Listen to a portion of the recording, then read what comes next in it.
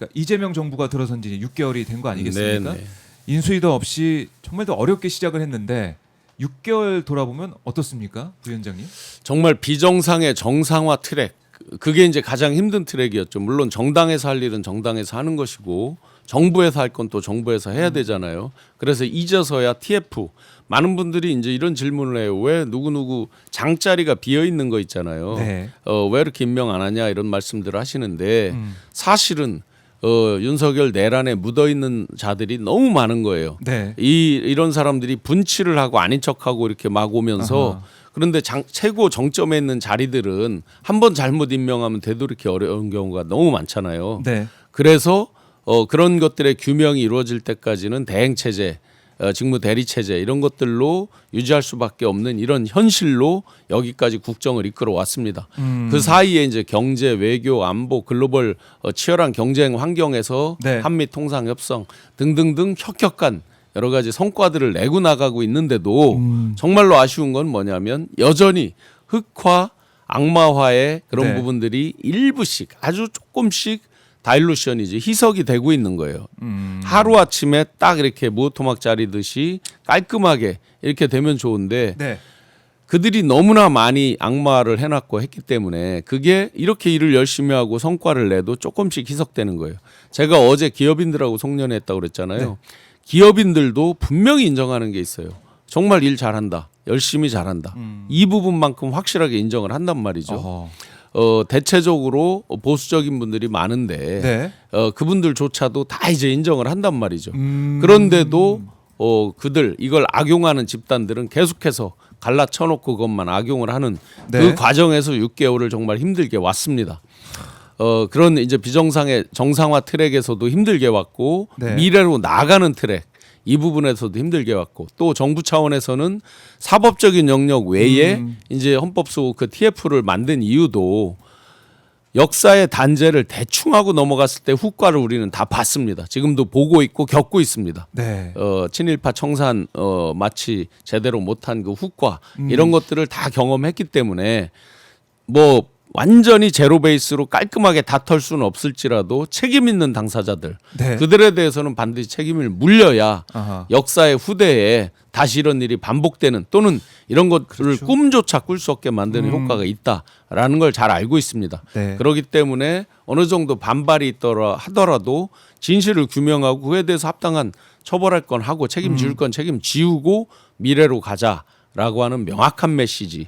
그다음에 엊그제 냈지만 정교 분리의 국가인데 정교 일치 이런 것들 사실상 성역화돼 있던 부분까지도 강력한 의지를 갖고 정리해 나간다는 어떤 그런 부분들 정말 어려움 가운데서 악정고토하면서 왔는데 비행기에서 상징적인 장면들이 있었잖아요. 정말 서류 싸놓고 그게 뭐 연출이 아니잖아요. 그렇죠. 실제로 거의 모든 걸 머릿속에 넣어놓고 가슴으로 이야기를 하고 있잖아요. 그렇다 보니 저도 뭐 굉장히 워커홀릭으로 과로를 하는 편이지만 네. 정말 대통령께서 6개월 동안 마치 마라톤을 100m로 계속 달린 그런 모양새잖아요. 네. 건강이나 또 이 대통령이나 이런 이 아주 그 막중한 자리에서는 어느 정도 비어 있는 공간이 있을 때 창의력 같은 게 발휘된단 말이죠. 미래 대한민국을 그럼요. 설계하는 이런 게 이제 발휘되는데 그런 공간을 좀 더 앞으로는 확보되시면 좋겠다 그런 바람입니다. 예. 그러니까 크게 이제 두 트랙으로 가고 있는 것 같아요. 하나는 이제 내란 청산, 뭐 TF를 통해 가지고 이제 공직 사회도 들여다보고 있지만 내란 청산, 3대 특검 이후에 또 어떻게 할 것이냐 이 부분이 있고 잘 해나가고 있고 또 하나는 민생 문제. 우리 대한민국이 지난 3년 동안 외교적으로도 마찬가지고 경제적으로도 그렇고 너무나 힘들지 않았습니까? 그걸 다시 정상화시키는 상황. 네. 이걸 해나가고 있고 잘하고 있고 보수적인 기업인들조차도 네. 이재명 대통령 잘한다. 네. 그런 칭찬하고 있다. 이거 참 하나 불만이 예. 국민의힘에서 계속 뭐 여러 의원들이 네. 말만 꺼내면 내란파리 정권이다 뭐 이러고 있는데 마치 내란몰이 뭐 이런 민생이라든지 일은 안 하고 어떤 그 기존의 내란 비상 계엄 이것만 팔아서 무슨 정권을 연명하는 양 네. 황당한 소리를 해요. 민생했을 때 국민의힘이 떠오릅니까? 안 떠오르죠. 전혀 예. 그렇지 않거든요. 민생은 가장 지금 상징적으로 표현되는 분은 이재명 대통령이에요. 네. 그런 정도로 양쪽의 트랙을 다 정말 죽을 똥살똥 노력을 하고 있는데도 자기들이 이제 할 말이 없으니까 자꾸 그 팔이라는 말을 쓰는데 네. 그에 대한 국민들 트라우마도 있거든요. 그런 건 감안하지도 않고 그냥 막 내란팔이 자꾸 그러고 있는데 결국 내란을 팔아먹은 건 그들이에요. 내란을 일으킨 것도 그들이고 그걸 팔고 있는 것도 왜냐하면 그걸 팔아서 극소수의 네. 자기들 옹호 집단 결집을 하고 있기 때문에 그렇네. 네. 오히려 내란팔이 하고 있는 집단은 국민의힘 아니냐 네. 이렇게 꼬집어 주셨고, 그러니까 지금 보면은 어제 이제 오늘 발표가 됐나요? MBC 라디오 뉴스아이킥에서 K스탯 리서치에 의뢰해가지고 이재명 정부 첫 6개월에 대한 평가, 국정운영 기대감 여기 여론조사했더니 잘하고 있다는 응답이 63% 나왔네요. 잘못하고 있다는 응답이 31%.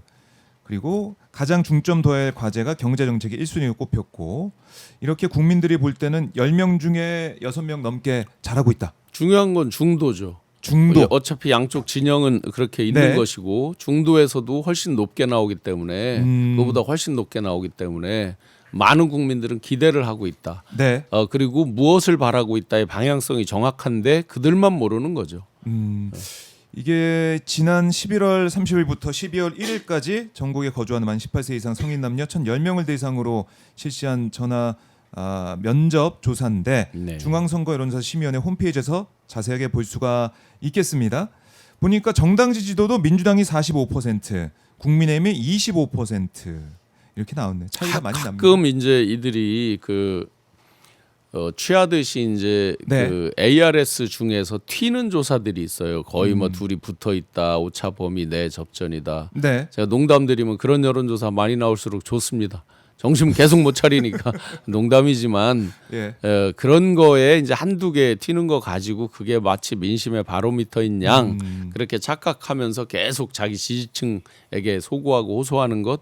그러니 엊그제 그 김예지 의원에 대해서 그렇게 황당한 얘기했던 사람들 영입하거나 허경영 뭐 측근 뭐 정무비서인가요? 뭐 그런 분들 예. 영입하고 그러다가 뭐 이제 안 한다고 했지만은 네. 어쨌든 그런 논란도 있고. 안 한다고 한 거야. 이제 국민적 여론이 안 좋으니까 그건 결과론적인 얘기고 아하. 특히 이제 김예지 의원에 대한 비하 이런 것들은 용서가 안 되는 얘기죠. 그런 사람들이 입당 영입하는 걸 허용해 줬다. 네. 그 당의 현주소를 아주 적나라하게 보여주고 있습니다. 네. 그리고 이 여론조사 보니까는 향후 국정 운영에 대해서도 잘할 거다. 긍정 평가가 66%가 나왔네요. 10명 중에 또 7명 정도가 앞으로도 잘할 것이다. 네. 이런 기대감을 가지고 있다. 이런 여론조사 결과는 우리가 체감하는 그런 상황을 보면 이재명 정부의 6개월 지금 잘 오고 있고 예. 앞으로도 기대가 된다. 네, 이렇게 네. 정리할 수가 있을 것 같아요. 맞습니다. 자, 지방선거가 180일 남았고 아무래도 내년 지방선거를 통해서 국민들이 평가하는 거 아니겠습니까? 네, 네. 그래서 이 성적표도 궁금하고 또 어떻게 나올지 지켜봐야 될 것 같은데 일단은 현재 상황을 놓고 보면 지방선거를 통해서도 국민들이 힘을 또 실어줄 가능성도 있어 보이고 네. 어떻게 좀 예측을 하세요? 아마 이런 식으로 흘러가면 네. 계속해서 그들은 탄핵의 강, 내란의 강에서 허우적거릴 가능성이 높습니다. 특히 이제 공천 룰 등 얘기를 할 때 5대5였는데 7대3으로 바꾼다. 심지어 100대 0으로 만든다. 등등등 당원 비중을 계속 높이는 논의를 하고 있잖아요. 국힘에서. 그렇다고 보면 이제 소위 중도층에 소구할 수 있는 사람들이 그만큼 탈락할 확률이 높아지는 거죠. 후보에서.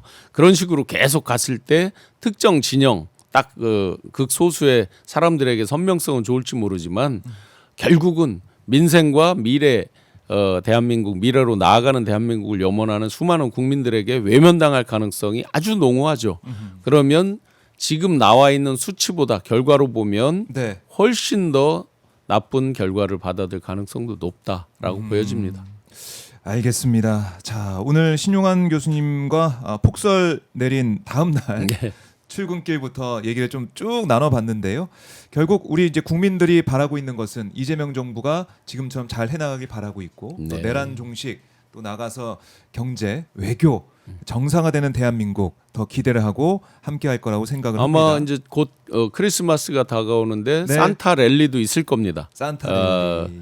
사람들이 이제 기대 심리로 선반영되는 거니까 주가가 선행지수처럼 움직이니까 그리고 내년 상반기에 네. 상당수의 이제 재정 집행을 하게 되잖아요. 그렇죠. 또 물론 지방선거가 있을 때는 많은 이동이 있습니다. 사람들 간에 이동이 많을수록 분명히 생산 이런 부분들이 이제 올라가고 소비도 올라가고 하기 때문에 네. 내년 상반기에 대한 기대도 어느 정도 있습니다. 그러면 산타렐 이런 거 기분 좋게 즐기시면서 투자도 하면 좋겠습니다.